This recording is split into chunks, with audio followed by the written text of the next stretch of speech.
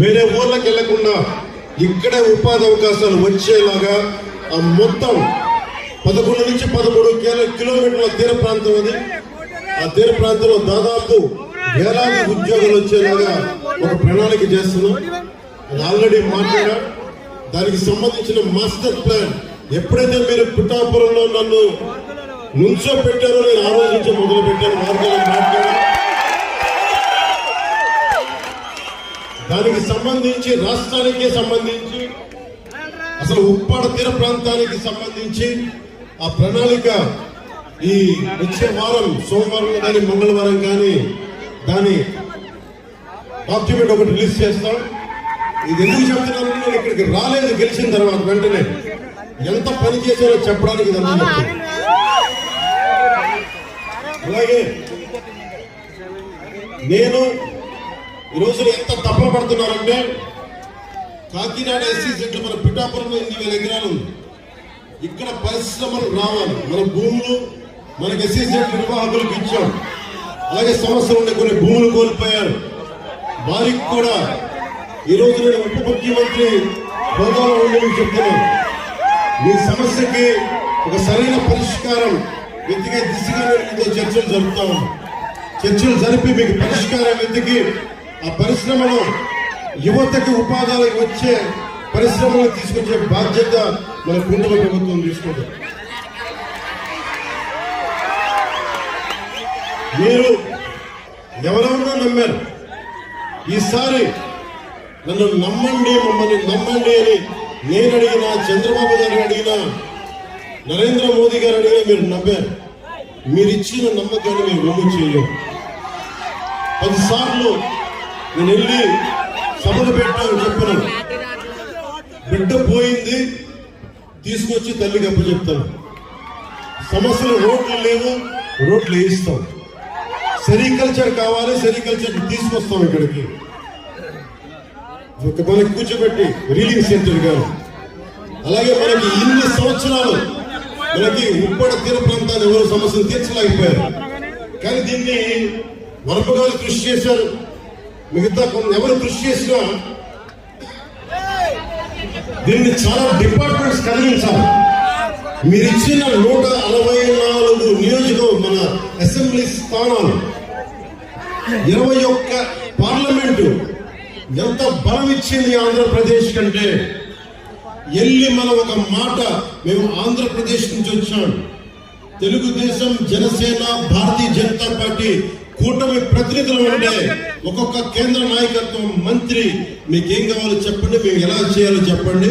మాకు అంత గుండెలు ఎత్తుకొని ఉన్నారు. మనకి గుండెలు ఓపెన్ చేసి మాట్లాడతారు.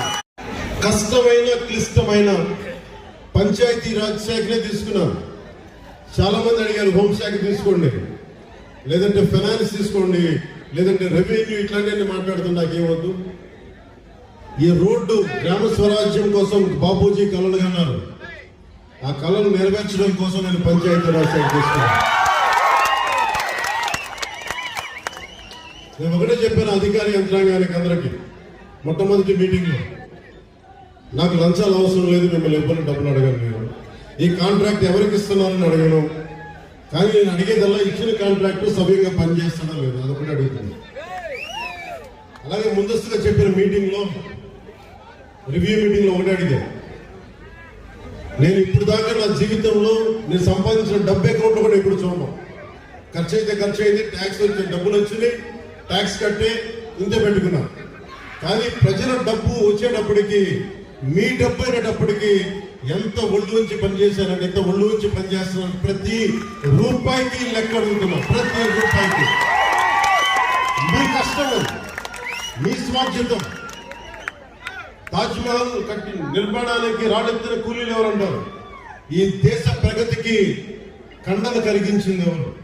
ఈ దేశ ప్రగతికి రక్త మాంసాలని ధారపోసింది ఎవరు? అది ప్రజలు, అది మీరు. అందుకే నాకు బాధ్యత ఉంది. నేను మీకు ఈరోజు నేను చెప్తా ఉన్నాను, ఆ రోజున ప్రమాణ స్వీకారం చేశాను.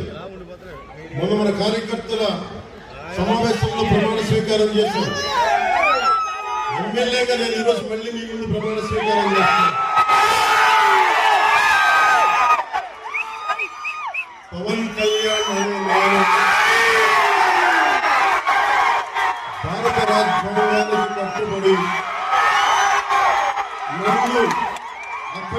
మెజారిటీతో గెలిపించిన నా పిఠాపురం పుర ప్రముఖులకు, పెద్దలకు, ప్రజలకు, యువకులకు, ఆడపడుచులకు, తల్లులకు, యువకులకు, ప్రతి ఒక్కరికి, అన్ని వర్గాల వారికి, ఎస్సీ, ఎస్టీ, బీసీ, ఓసీ, అన్ని మతాలు, ఇస్లాం, క్రిస్టియానిటీ, అన్ని కులస్తులందరికీ నేను హామీ ఇస్తున్నాను. మానవత్వాన్ని కాపాడుతాను, మీ అభ్యున్నతికే కష్టపడతాను.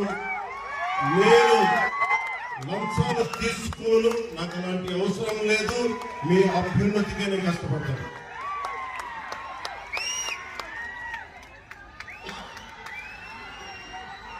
నేను చాలా రోజుల నుంచి మీకు చెప్తా ఉన్నా,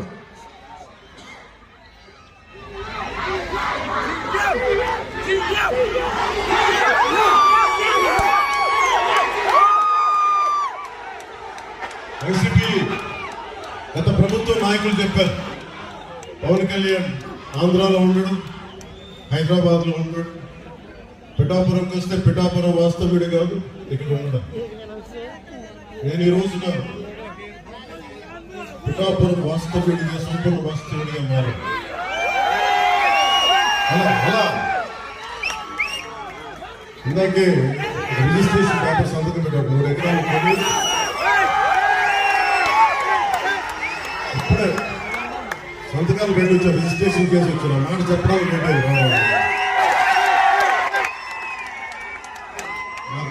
నాకు ఒకటే, నేను మీకు అండగా ఉండే వ్యక్తిని.